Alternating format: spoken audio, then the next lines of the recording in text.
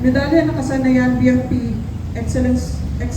Efficiency Medal pursuant to BFP MC number 2024-009, section 9.4, paragraph letter E, as approved by CSCN, BFP Praise Regional Resolution number 2026-09. The Medalya ng Kasanayan BFP Efficiency Medal is hereby awarded to all BFP officers and personnel BFP Region 10 for their exemplary service, dedication, and commendable performance in the successful execution of their duties during the observance of the Holy Week season as part of the nationwide implementation of Oplan Semana Santa and Lakbay Alalay. Signed by Gilberto Rico Niel A. Quan Chu, Fire Chief Superintendent, DSC, Officer in Charge, BFP.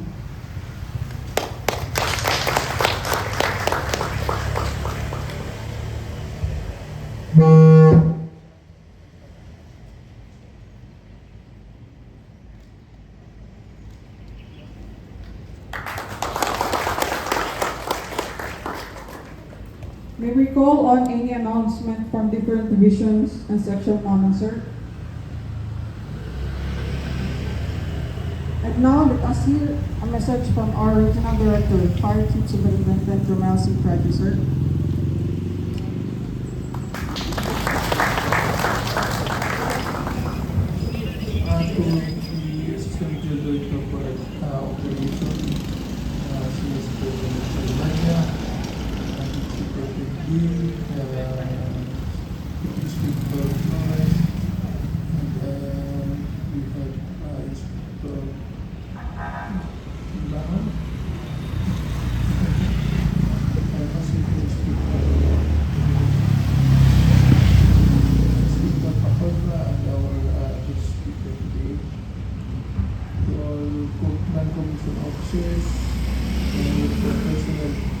Good morning.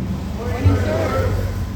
So today is the first Monday of the month.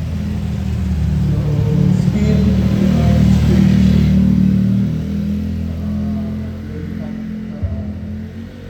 prepared. So that's why we implement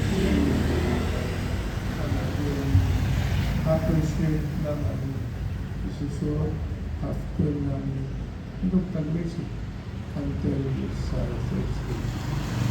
But if you have visitor, you have to inform. No.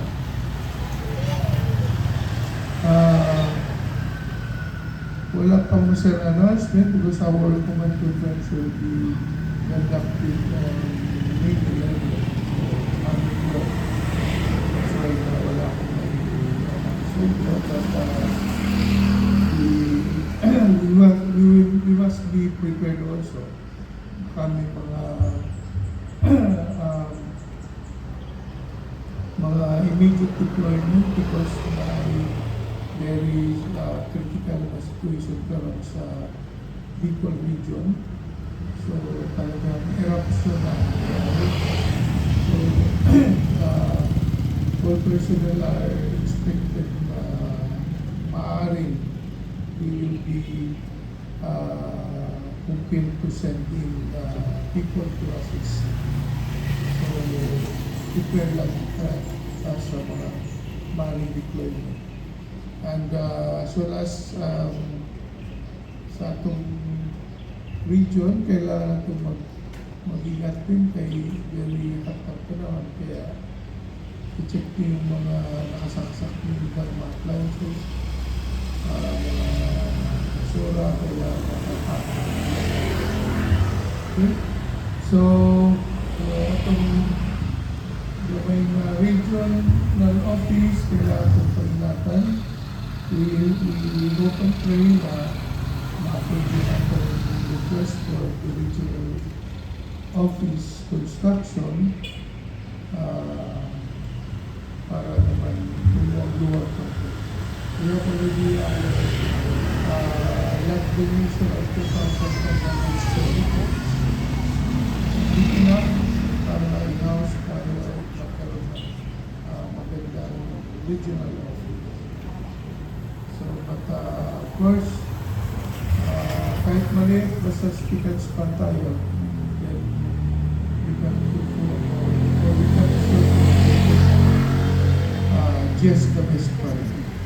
Okay, so for that, have a good week ahead of us, a working week, and God bless us all. Thank you.